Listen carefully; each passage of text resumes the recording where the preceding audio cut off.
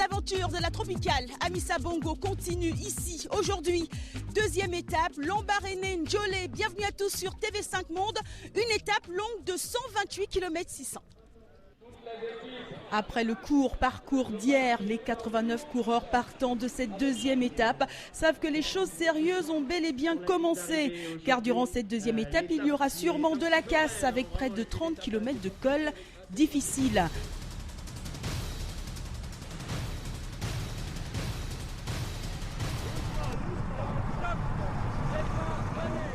Dès le départ, le peloton prend une vive allure. Pas de ronde d'observation pour Tesfa Abra Abtemariam de la team NTM Kubeka. L'Érythréen de l'équipe sud-africaine attaque, mais le peloton le rattrape assez vite. Et le champion de l'équipe Europcar, Thomas Voeckler, est bien dans le coup. Et derrière, certains sont déjà lâchés. Durant les premiers kilomètres de l'étape, l'on joue au jeu des échappées du peloton qui revient. Seul l'Algérien de l'équipe JSP, Abdelbassat Anachi, après plusieurs attaques, parvient à lâcher le peloton. Durant une trentaine de kilomètres, il se la joue solo jusqu'à avoir un écart d'1 minute avec le reste des coureurs. Le peloton grappille petit à petit des secondes sur l'écart creusé par Anachi, qui sera rattrapé. Anthony Charteau, double tenant du titre, décide enfin de montrer qui est le vrai patron. Le vainqueur des éditions 2010 et 2011 attaque, mais en vain. Et derrière, ça grince des dents, ça peine. Dans la dernière côte, les Gabonais de l'équipe B souffrent. Plus de la moitié des coureurs est lâché. Si certains peinent, d'autres peinent encore plus, à l'instar du Camerounais Abesolo Kamzong qui, après une chute, récupère son vélo dans la brousse et repart. Devant, la victoire se joue entre ces trois hommes, Nikita Umerberkov de Astana, Meron Roussom de MTN Kubeka et Thomas Voeckler de Europcar. À quelques mètres de l'arrivée, Thomas Voeckler attaque, mais il est battu au sprint par le Kazakh Umerberkov. Derrière, les derniers, dont les Gabonais, franchissent la ligne d'arrivée. Dure l'étape. Je connais bien l'étape, je savais qu'elle serait très difficile. Non seulement qu'elle est longue, et l'arrivée vraiment, il faut être super grimpeur. Thomas Voeckler est deuxième, l'Érythréen Roussom est troisième de l'étape. Le premier Gabonais, Frédéric Obian, est 41e à 5 minutes 46 du leader.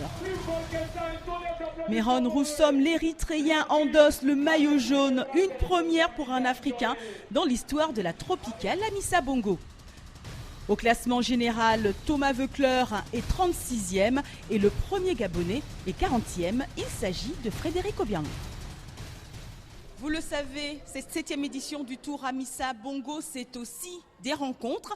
Justement, celle-là, je l'ai cherchée et je l'ai retrouvée, celui que l'on surnomme le Wise. Si tu wise dans un wise, que le wise dans ton wise, il faut wise qu'il wise dans un kinda de wise, mais c'est le fils du wise des wise. Vous l'aurez compris, on parle du slam au Gabon. Papa n'aimait pas qu'on aille jouer avec les autres en bas de l'immeuble. Quand la peur et l'amertume Papa disait qu'on n'avait pas la même éducation mentalitaire. Et puis il y a la question des choses, hein. Terre-mère, car ça complète chaque chose à un temps. Mais papa, c'était notre mère. Bon, équipo.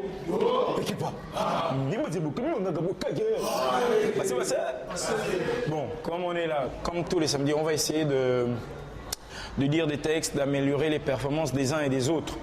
On s'est donné pour objectif de vulgariser le mouvement. Et voilà, aujourd'hui, le mouvement a pris une certaine ampleur, ce qui fait que en 2004, on n'avait qu'une seule équipe de poésie à Libreville, donc de slam à Libreville. Et aujourd'hui, on se retrouve avec près d'une quinzaine d'équipes.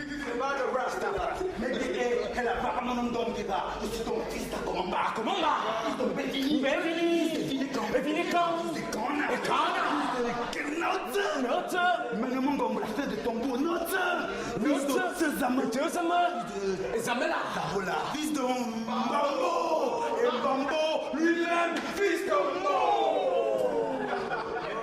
Il y a beaucoup d'entre nous qu'on traite de rappeurs ratés ici. Parce qu'au début, moi par exemple, je faisais le rap. Mais le rap a ses contraintes. La musique, c'est un code. Alors que le slam a des codes un peu plus légers. Ça veut dire que c'est plus simple par rapport à l'écriture. On est plus libre. Y a-t-il une explication liée à la falsification délibérée de l'histoire du peuple noir ? Une chose est claire, tu peux voir sur nos visages les Avec l'islam, le fait qu'il n'y ait pas de musique derrière et qu'on soit un peu comme des politiques et qu'on peut porter notre message sans aucune interférence, ça fait que les gens ont plus de facilité à adhérer et viennent plus écouter ce qu'on dit parce que ça touche plus facilement. Vous ne conviendrez peut-être pas avec moi, mais colonisation, mondialisation, et pour accentuer la dramatisation, génocide et guerre fratricide, voilà bien une mosaïque de notre état de servitude mentale. Je vous remercie. Il y a des thèmes récurrents, ça veut dire qu'on est en Afrique, dans un pays sous-développé, et donc les problèmes sociaux reviennent souvent. Mais il y a surtout un fort problème identitaire.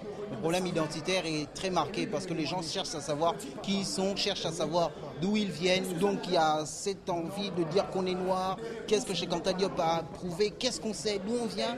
Et ça c'est important, il y a beaucoup de facteurs identitaires dans l'islam gabonais. Papa, je t'aime, car pour moi, tu es plus qu'un père, tu es une mère. Mais je déteste ton caractère atrabilaire, papa. La course continue demain et la direction le Haut-Ogooué. Comme vous pouvez le constater, les coureurs se préparent pour aller à Franceville. On se retrouve donc dès demain pour la 3e étape de la Tropicale à Missa Bongo. Salut!